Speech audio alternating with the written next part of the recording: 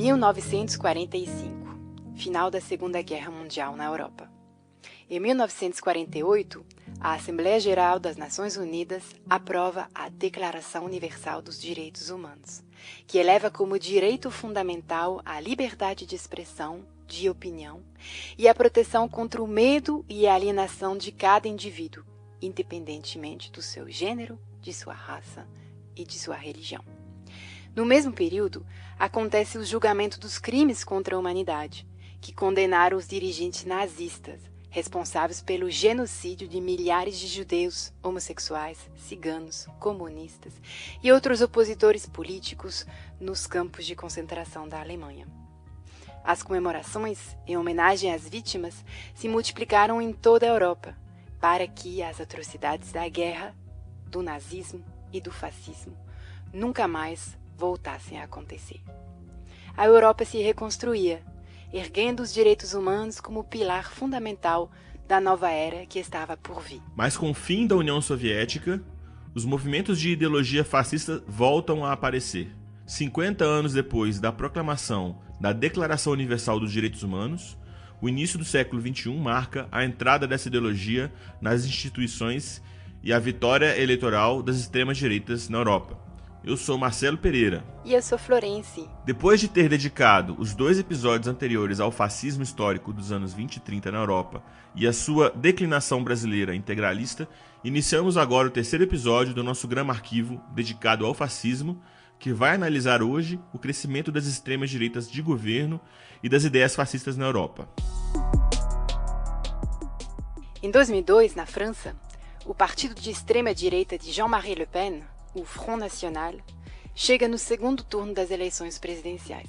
Jean-Marie Le Pen, já no fim de sua carreira política, tinha se destacado nas décadas anteriores com provocações negacionistas sobre o Holocausto nazista e saídas abertamente racistas e discriminatórias.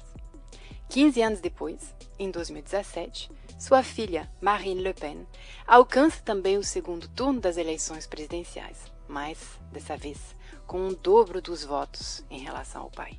Em 2005, na Polônia, o ex-militante anticomunista Lech Kaczynski se elege presidente da República e lança o que ele chama de revolução moral para caçar os ex-militantes comunistas da administração pública.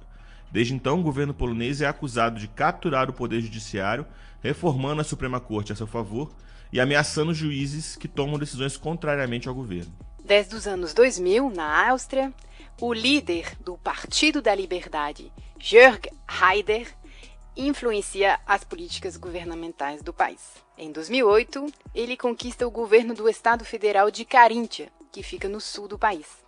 E, em 2017, o partido entra novamente no governo federal de coalizão, junto com o conservador Sebastian Kurz. A característica de Haider é justamente sua capacidade a inserir seu programa de extrema-direita junto com outras formações políticas conservadoras. Desde 2010, o primeiro-ministro húngaro Viktor Orbán se reelege e reorienta sua política cada vez mais conservadora para um programa ultranacionalista e repressivo.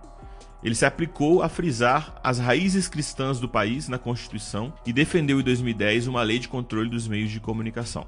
E, em 2018, na Itália, o partido de Matteo Salvini, a Liga, entra ao governo através de uma coalizão com o movimento 5 Estrela, que é um novo partido que se diz apolítico.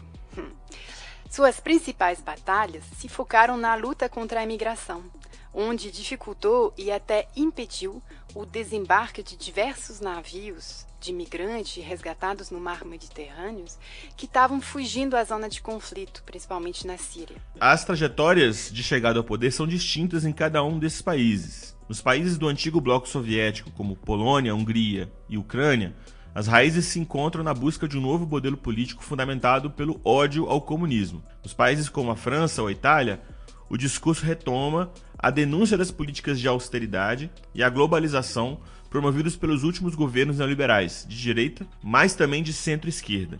Difícil também distinguir com clareza os partidos políticos de extrema-direita com outros que se reivindicam da direita conservadora, mas que compartilham o mesmo discurso. Mas, Marcelo, há algumas constantes. Todas têm em comum uma concepção etnicista do povo, com raízes cristãs apontando a crise migratória e a luta contra o Islã como pautas centrais para exigir mais segurança e o fechamento das fronteiras. Abertamente racistas e xenófobos há alguns anos atrás, muitos líderes que assumiram hoje uma representação nacional buscaram adaptar seus discursos e ganhar mais credibilidade fora dos núcleos duros militantes. Pois é, tem um exemplo na França. Hoje a extrema-direita francesa tenta se apropriar o conceito de laicidade para fundamentar sua rejeição aos árabes e às pessoas que têm religião muçulmana. A gente precisa lembrar que a laicidade é um conceito que serve simplesmente para definir a separação entre a igreja e o Estado e garante a liberdade individual de culto a qualquer pessoa. Pronto, é isso que fala a laicidade. Mas a extrema-direita, ela busca instrumentalizar isso ao seu favor e aproveita para impedir as pessoas muçulmanas de praticar sua religião ou até de transitar no espaço público. Pois é, Flor, então a gente foi procurar alguém para entender isso melhor. Começamos com a Marta Colotti, que é uma jovem italiana, trabalhadora precária e dirigente do partido italiano Potere al Popolo. Nós convidamos ela para contribuir com suas reflexões nesse episódio, já que hoje a Itália é um dos epicentros europeus da extrema-direita no governo. Ela conversou com a gente em espanhol.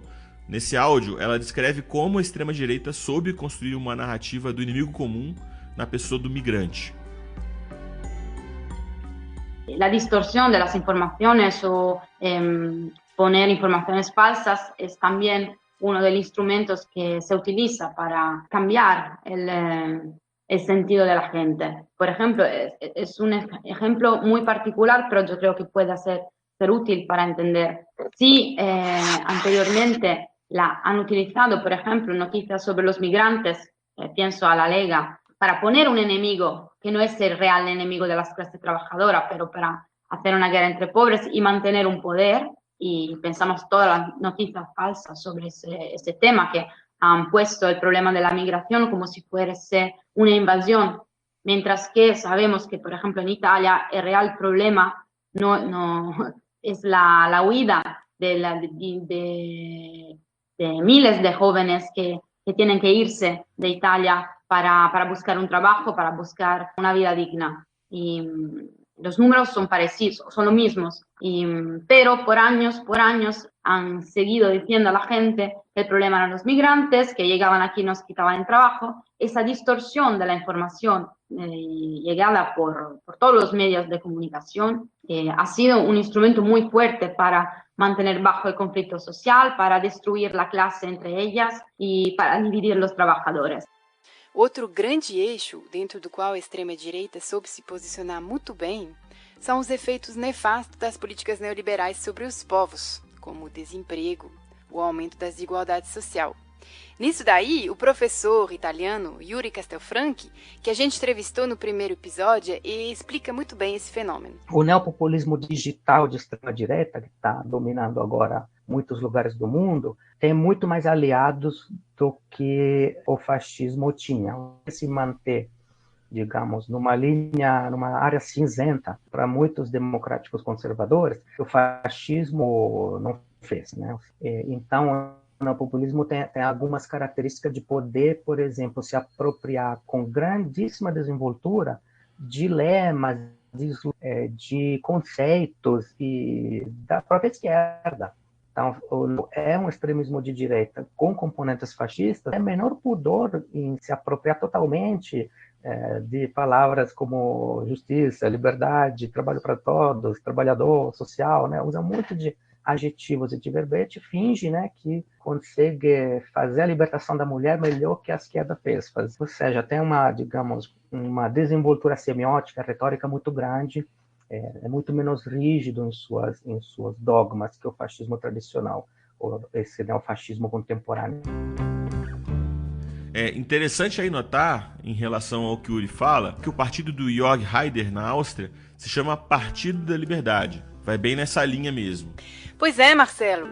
E na França, na última campanha eleitoral para presidente, onde Marine Le Pen, que representa agora o partido de extrema-direita que mudou de nome, chama Reagrupamento Nacional, e ela chegou no segundo turno, a gente percebeu o quanto essa mudança comunicacional foi nítida.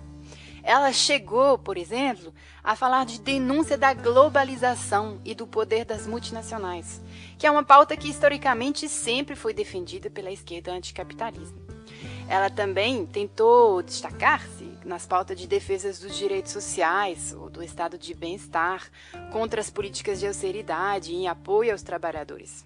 Flor, mas na prática, né, a gente sabe que a bancada dos parlamentares de extrema-direita pouco vota a favor das leis em defesa dos trabalhadores.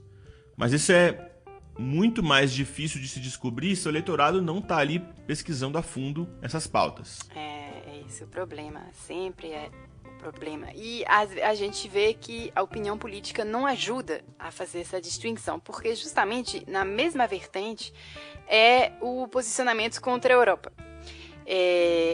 Faz muito tempo que as extremas direitas são contra o projeto de construção da União Europeia. Isso não é novo, porque eles defendem o fechamento das fronteiras e também a defesa das identidades nacionais.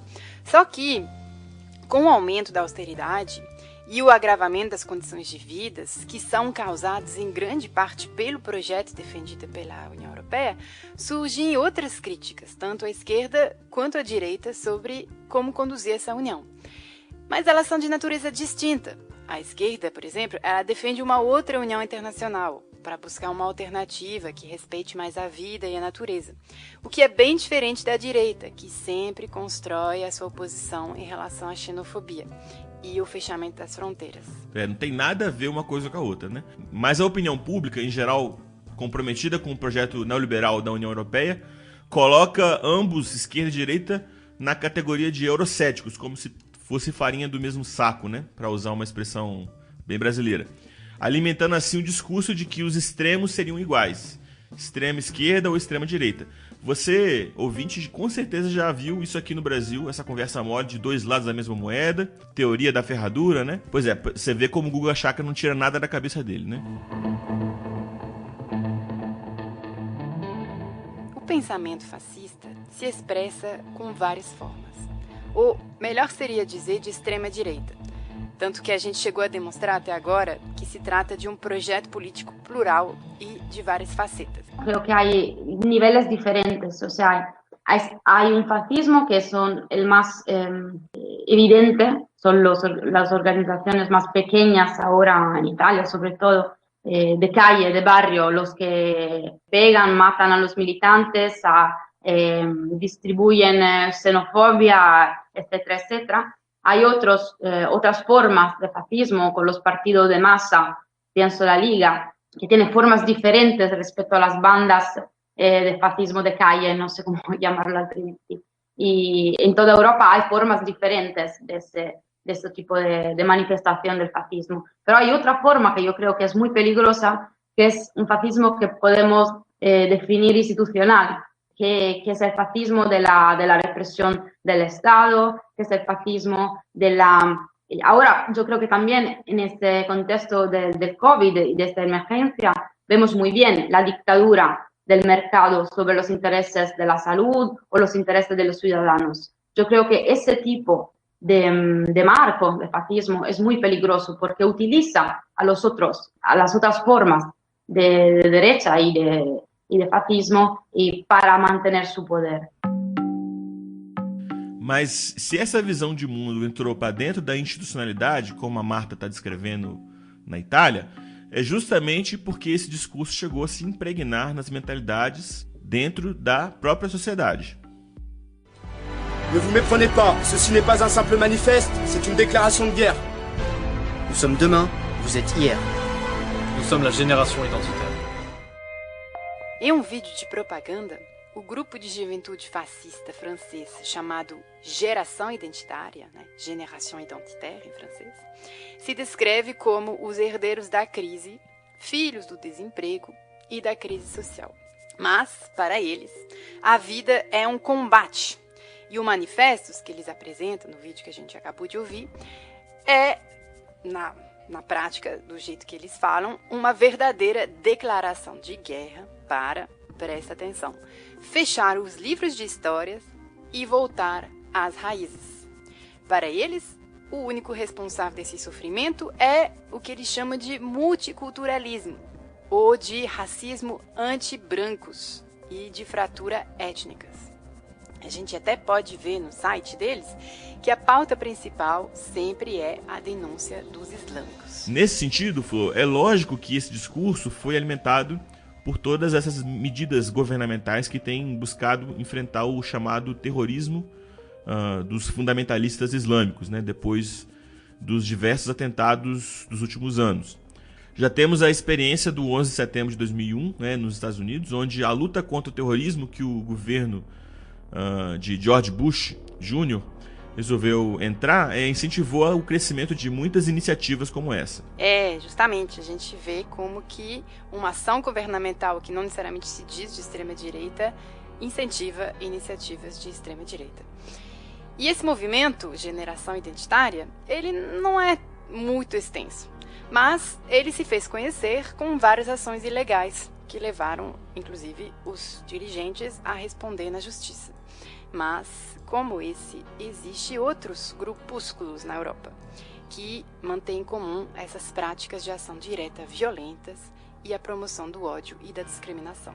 E até é engraçado notar, né, Flor, que o símbolo do grupo francês Génération Identitaire, né, é o lambda, que é uma letra grega, né, lembrando aí do episódio passado das letras gregas, né, e é uma referência aos 300 soldados de Esparta que lutaram contra o Império Persa na Batalha das Termópilas, né, que é um fato histórico que ficou lembrado ultimamente de maneira bem estilizada, né, bem estigmatizada também, no filme 300, do Zack Snyder, né, que suscita muita controvérsia. Mas esse filme ele inspirou vários grupos neofascistas na Europa e também uma certa Sarah Winter, né, que hoje é bem próxima do governo Bolsonaro. Sim, a Sarah Winter, que se formou ao lado das milícias ucranianas durante os atos lá na Ucrânia da Euromaidan, em 2013 e 2014, que tinham como objetivo a queda do governo. Esse período, inclusive, tem sido identificado como um dos casos mais emblemáticos do que se chama de guerras híbridas. Mas isso é uma outra história, que vale a pena aprofundar uma outra vez no Grama. Inclusive a gente tem um episódio sobre guerras híbridas, quem quiser buscar aí nos episódios anteriores do Grama vai encontrar, muito bom, inclusive.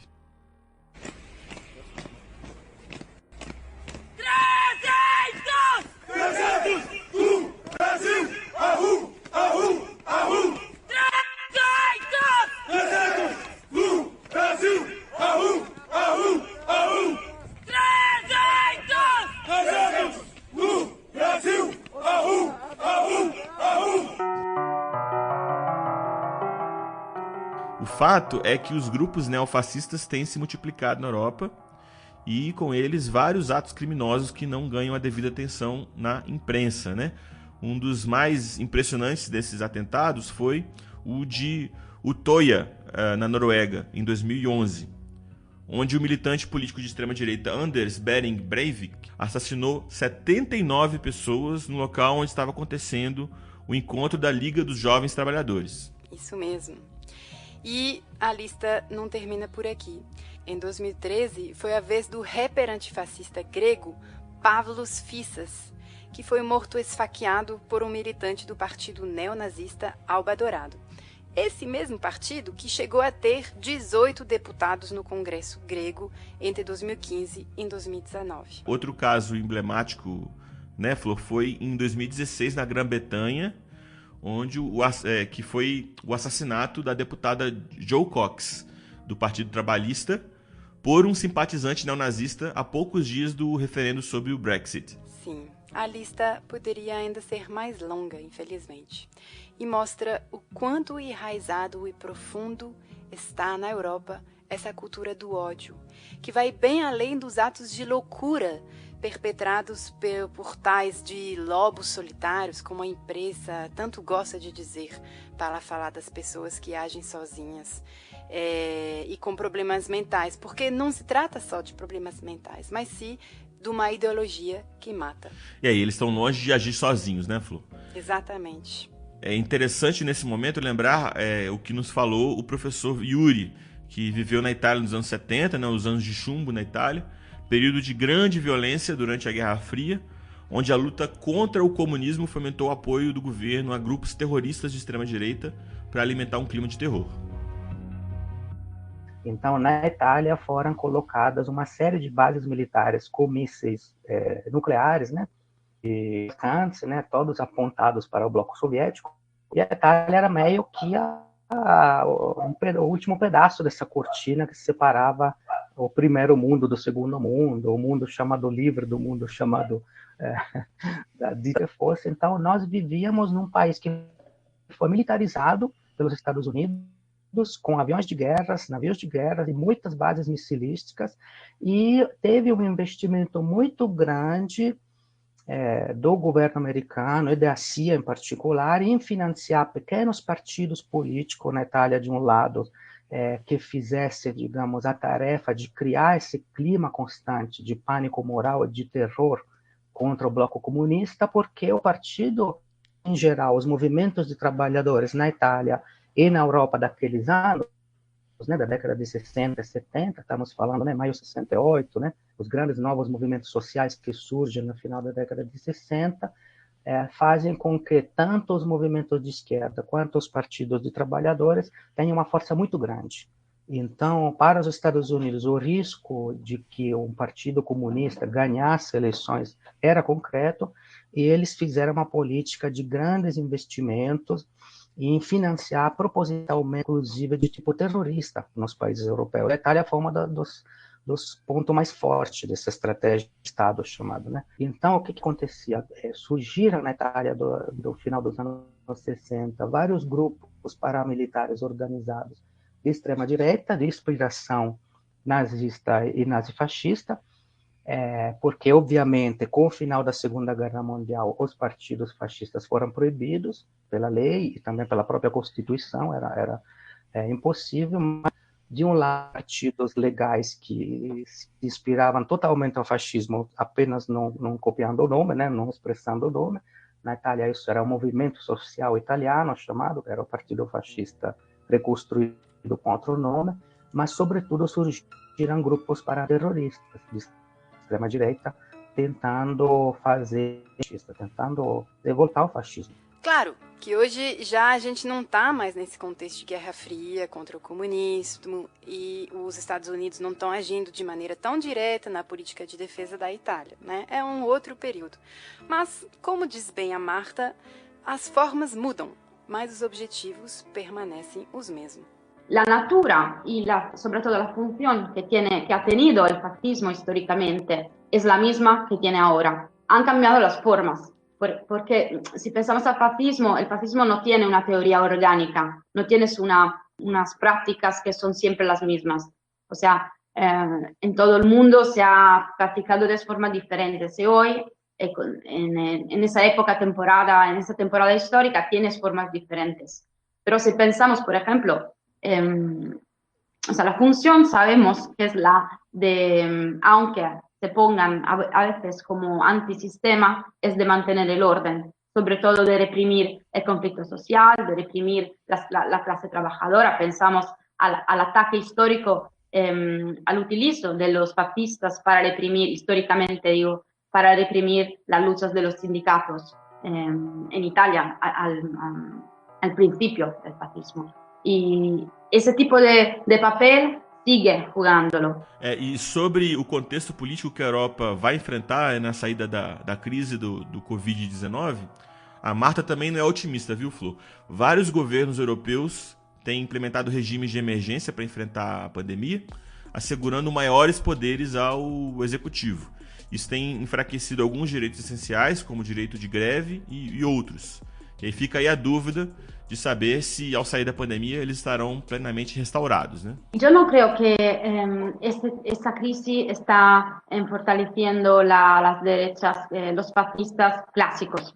No creo que eso está pasando. Creo sí que esa crisis está fortaleciendo, dando fuerza a lo que he llamado antes el fascismo institucional, o sea, todas las clases dominantes ahora están efectivamente en todos los estados, eso lo podemos ver, que hay una vuelta autoritaria, aún más autoritaria de las políticas. Yo creo que eso es algo muy grave que hay que monitorar y que hay que combater con todas las fuerzas.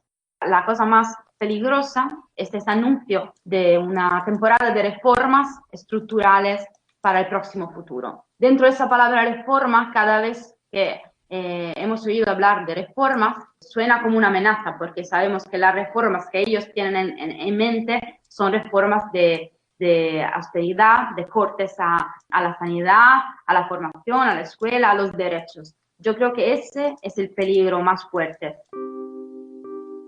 Mas quem se beneficia com isso? O que fez que em 50 anos o discurso de extrema-direita passou de ser uma vergonha nacional para se tornar um novo modelo de governo? A gente perguntou isso para Marta, para entender como ela entende o crescimento desse projeto político de extrema-direita. Sí, es verdad que en los últimos años vimos un crecimiento de las políticas, de las organizaciones de derecha en toda Europa. Yo creo pero que eso fue posible porque, por un lado, la izquierda institucional y la izquierda general han actuado políticas de austeridad, políticas antipopulares, antidemocráticas y que han masacrado las condiciones materiales de los trabajadores.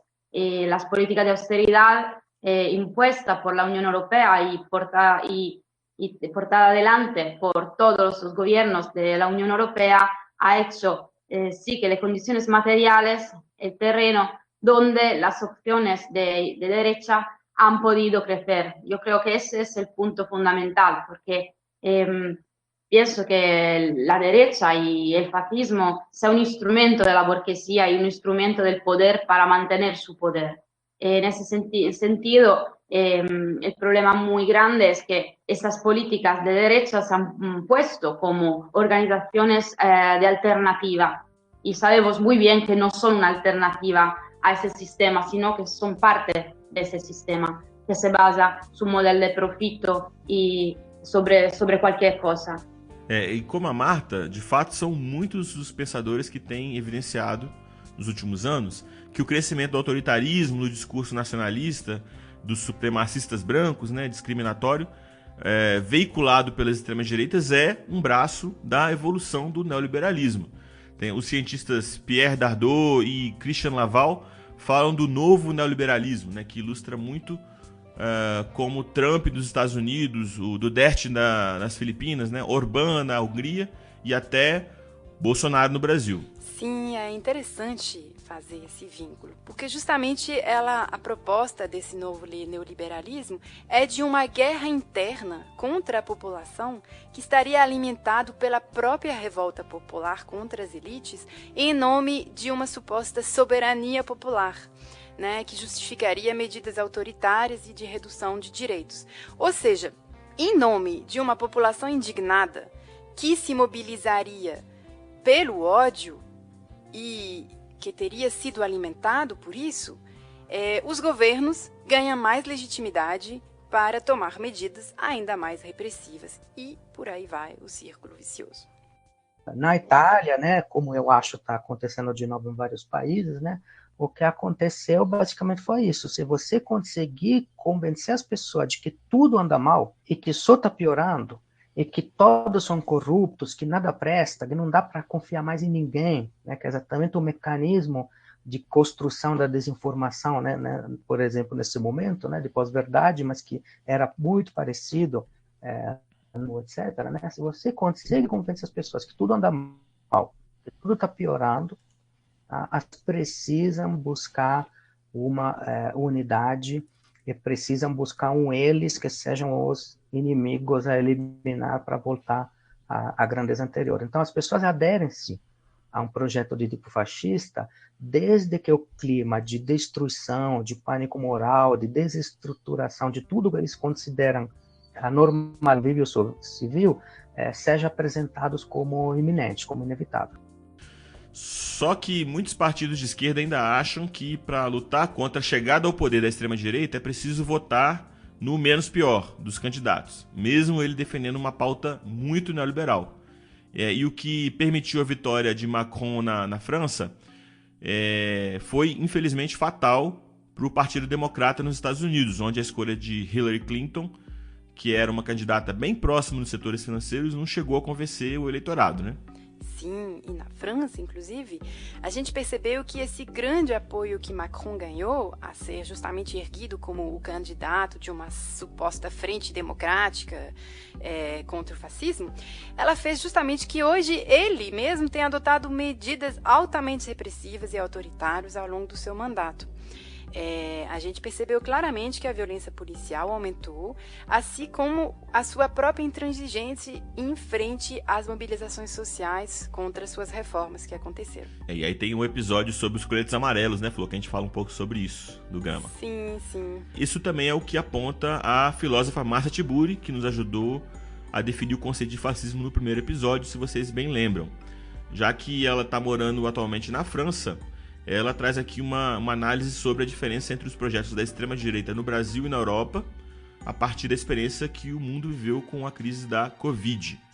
Partindo do pressuposto de que o neofascismo e o neoliberalismo andam juntos, sendo a face econômica daquilo que o outro é a face política, eu acredito que nós estamos num péssimo momento. Se o neoliberalismo não for freado com política econômica, ele vai usar esse seu tentáculo midiático em todos os países. Então, o que acontece no Brasil hoje parece um extremo, um exagero, e alguns teóricos falam justamente do Brasil como laboratório dessa neoliberalização do mundo, mas eu acredito realmente que é possível que o neoliberalismo acentue as suas práticas e justamente por se perceber cada vez mais falho, sobretudo nesse momento de pandemia, acho que todas as provas da insuficiência do neoliberalismo como economia política foram explícitas, né, tão claras para todo mundo, mas justamente nesse momento em que ele ameaça ruir, ele pode incrementar ainda mais a sua potencialidade perversa e nefasta. Mas, ao mesmo tempo, eu acho que na Europa a coisa é mais complexa, porque aqui sim existem democracias densas.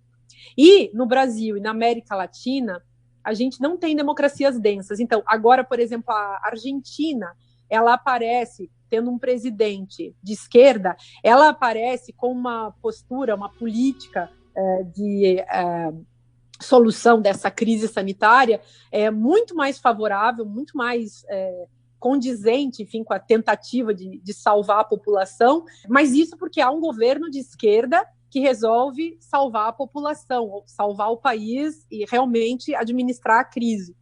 E nos países onde isso não acontece, como é o caso, por exemplo, do Brasil, a gente tem a radicalização desse movimento que é típico sempre foi típico, aliás, do capitalismo e do neoliberalismo que é a forma contemporânea do capitalismo. A coisa então se torna ainda mais radical, que é esse abandono, esse descaso, a ideia de um Estado mínimo realizada de uma maneira absolutamente perversa.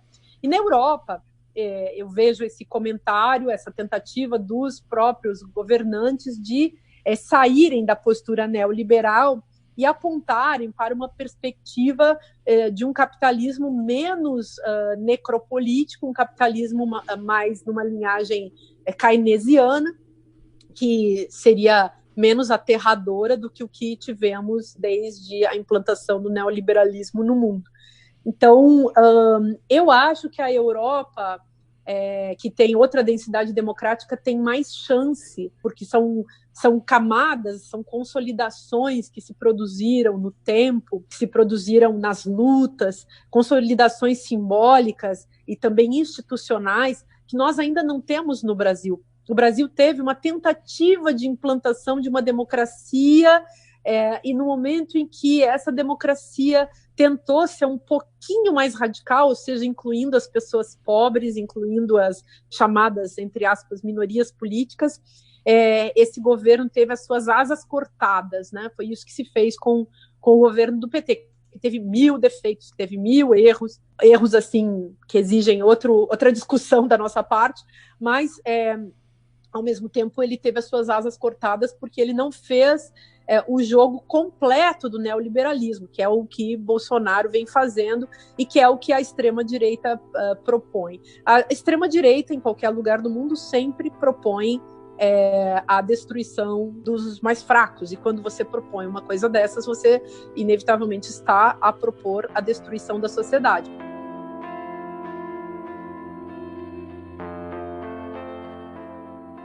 Mas sobre o Brasil, falaremos no próximo e último episódio. Ainda teria muita coisa a dizer, como, por exemplo, tentar entender por que até agora a Espanha e o Portugal têm sido menos afetados pelo crescimento da extrema-direita que os outros países da Europa. Mas isso vai ficar para um próximo papo. Nosso episódio termina por aqui e nós vemos em 2 semanas para nosso último episódio do Grama Arquivo sobre fascismo, que finalmente irá abordar nossa trágica situação no Brasil.